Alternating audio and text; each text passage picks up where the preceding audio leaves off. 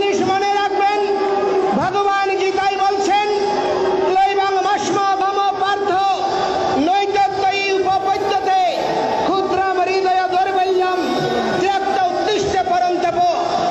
দুর্বলকারী যারা দুর্বলতা লালন করে তারা সাধু হতে পারে না, যারা সাধু নয় তারা আর্যপুত্র হতে পারে না, যারা আর্যপুত্র নয় তারা বেদের অনুগামী হতে পারে না।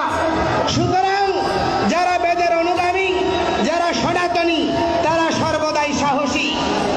কারণ যারা বেদের অনুগামী মা ভয়, তাদের কোনো ভয় নেই, তাদের মৃত্যু নেই।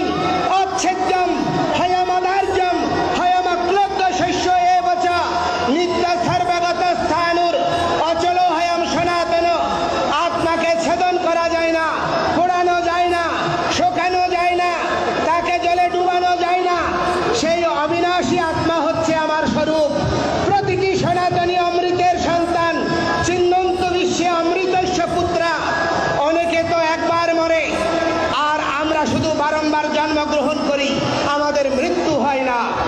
তো সুতরাং যাদের মৃত্যু নেই তারা কেন ভীত হবে?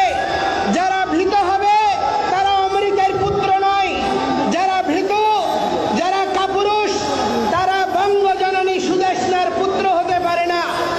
এই বঙ্গভূমি বলি মহারাজের পত্নী সুদেষ্ণার 5 পুত্রের অন্যতম, তৃতীয় পুত্র বঙ্গের নামানুসারে। এই বঙ্গের উত্তরাধিকার হচ্ছে আমরা। আমরা এই ভূমির ভূমিপুত্র। আমরা উড়ে আসিনি, আমরা মুঘল নই, আমরা ব্রিটিশ নই, আমরা ওলন্দাজ নই, আমরা পর্তুগিজ নই, আমরা উপনিবেশিক নই। আমরা এই ভূমির ভূমি সন্তান। আমাদেরকে উৎখাত করার চিন্তা করবেন না।